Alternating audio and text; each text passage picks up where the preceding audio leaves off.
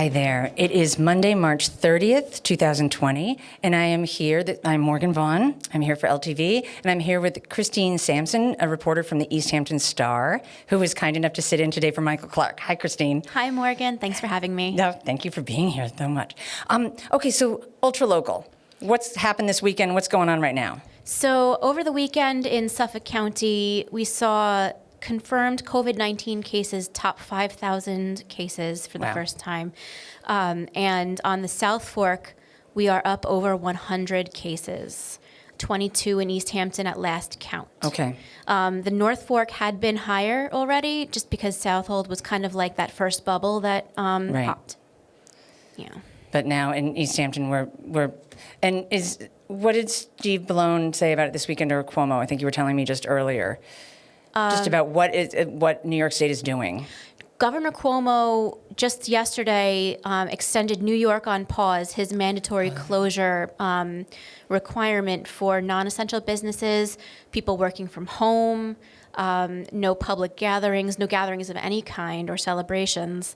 He extended that through April 15th. He also had already extended the school closure to April 15th. So what does that mean for people? I mean, we're almost starting Passover. We're almost starting Easter. What are the recommendations for that? Governor Cuomo recommended that they are not a good idea to get together. It's unfortunate that it's happening at this time of year. I know lots of people who have had kind of lonely birthdays, unfortunately, but it's for the greater good. I think that I was going to hopefully get some of the clericals, East Hampton clericals, to come in this week and talk about alternatives for Easter. I know that a lot of the churches have been doing virtual worship services, which is fantastic. And so we need to talk to the Jewish Center and everybody around who can give us an idea about what else you can do. Absolutely, that's a great idea. So you can feel like you're part of something. Yeah. What else ultra locally do you have? What I really want to say that so many people are stepping up. So I just saw today from the East Hampton Library, they've added something so you can actually call a librarian and talk to a librarian, which I thought was so cute and such a great idea that you could. And I guess it should be book related. I'm assuming, just calling them. They also do technology sessions. Oh, really? So you can ask your librarian not just for a book recommendation, but also, hey, I've got this e-reader. How do I download a book? That is fantastic. So, and that is at their website, easthamptonlibrary.org. And you can also text them at 631-305-CHAT, which is 2428. And I'll have the number at the end. Sure. And they're not the only library doing something really great lately. The Amagansett Library is doing a how-to work Zoom. Zoom is a very popular app these days. Almost everybody is using it. At the Star, we're using it. So at the Amagansett Library, you can check them out online, and there will be sessions for how to use Zoom. Oh, that's fantastic. And that's AmaganssettLibrary.org, right? I think so. I'm pretty sure, yeah. What is happening, I noticed that everybody's been talking about this. You go and you drive around and you see everybody walking.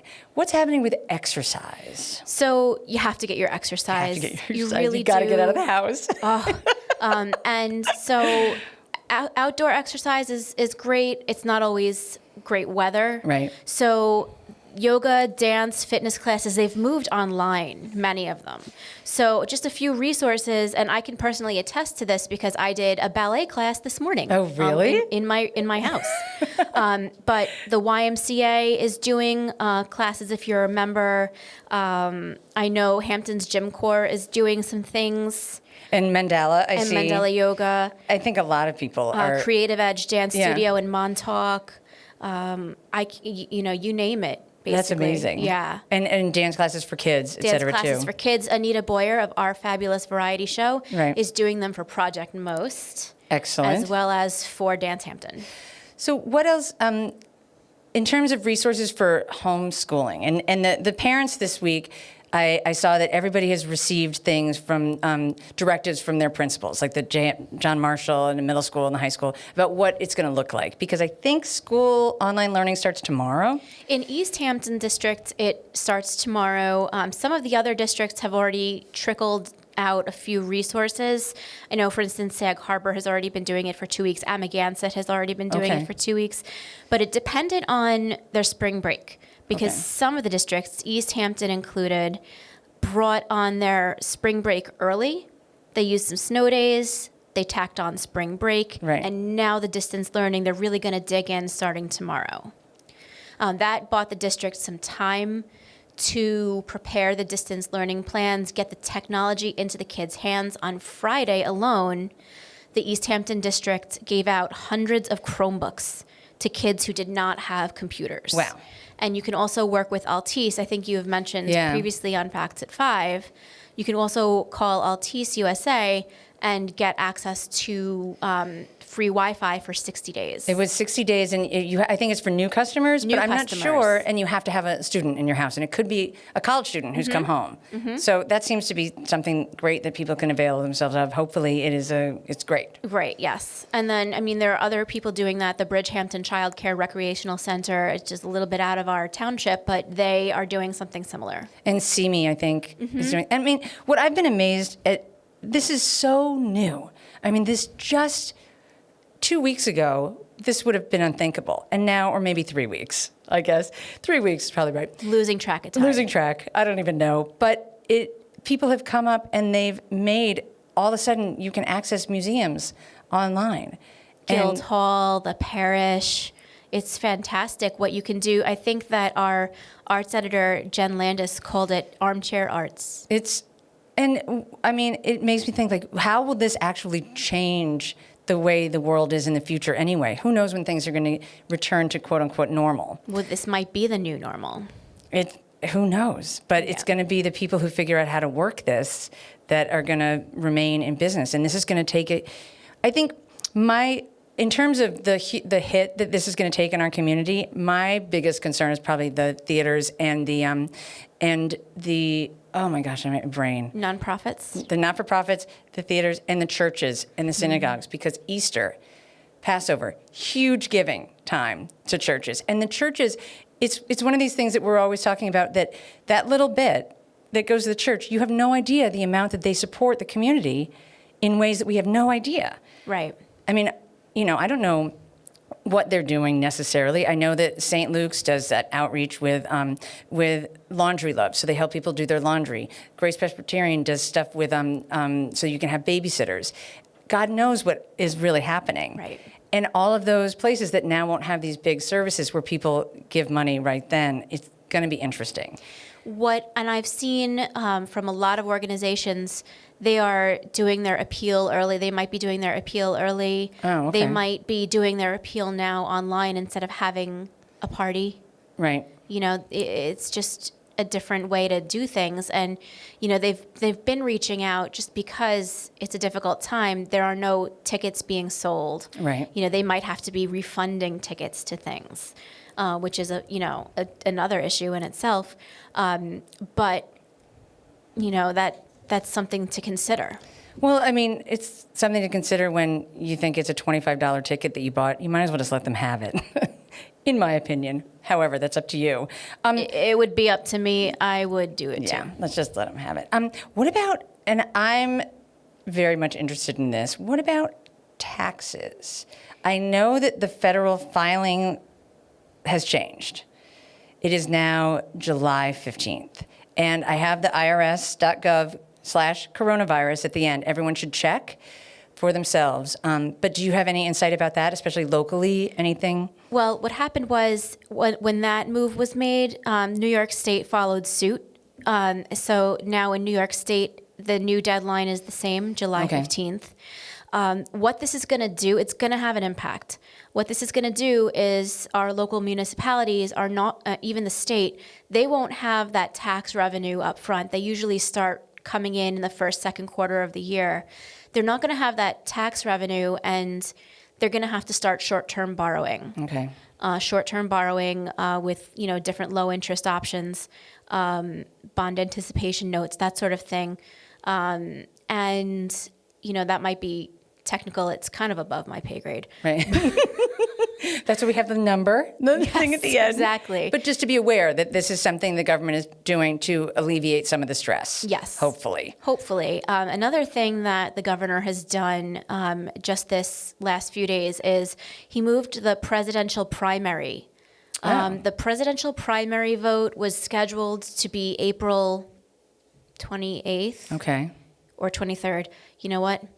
It's going to be in June now. Okay. I know that for sure. It's not in April anymore. It's Okay. in June. There have been many candidates who are suspending campaigns because Right. they can't go door to door. Same thing for school board candidates, because that as well is coming up. That's in May usually too. There's a push by the New York State School Boards Association to move the school budget vote as well. Okay. Wow. This is ripples everywhere. It really you look. does. It really does. All right, so I've been seeing this a lot about masks. Now, I know this, we probably won't be able to solve this, but I'm seeing different things all the time. Are we supposed to wear masks in public? Do you wear a mask in public if you are sick? Do you have your own mask? Do you have any insight on this? Well, I do know that there are drives to collect masks, Okay.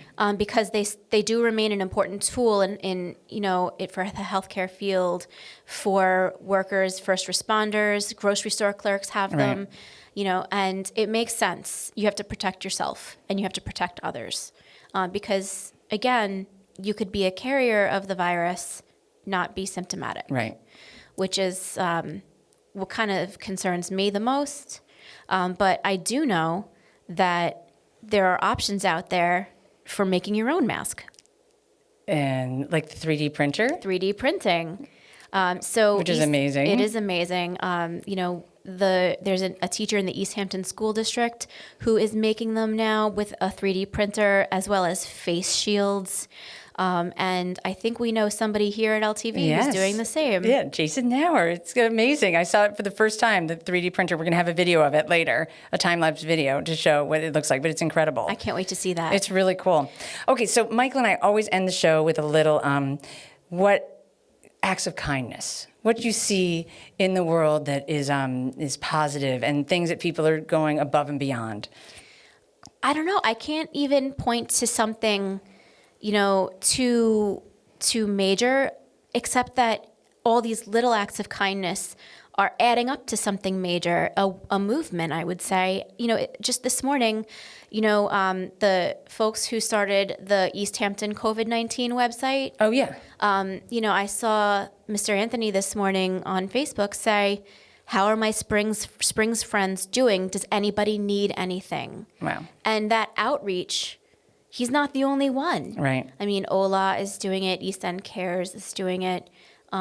There are lots of people who aren't getting a lot of credit for it doing it, and it's happening every day. And I'm really grateful for that. I think it is incredible. And I want to point out that, and let me make sure that I have this right, that, the schools. So this was posted the other day by a board member for East Hampton High School, that Assistant Superintendent Dr. Bob Tiemann, reports that more than 1,000 free meals were distributed by the East Hampton Union Free School District today, which was Friday, April 27th, to ensure that no child goes hungry this weekend.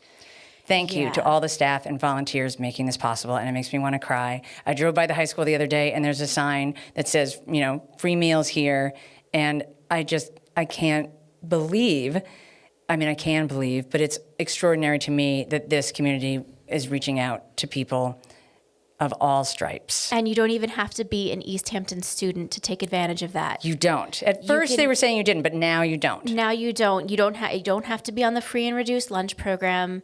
You don't have to be a student at East Hampton. Wow. If you are in a nearby district, maybe a district that doesn't have a cafeteria program, and you need some help, they will help you. That is fantastic.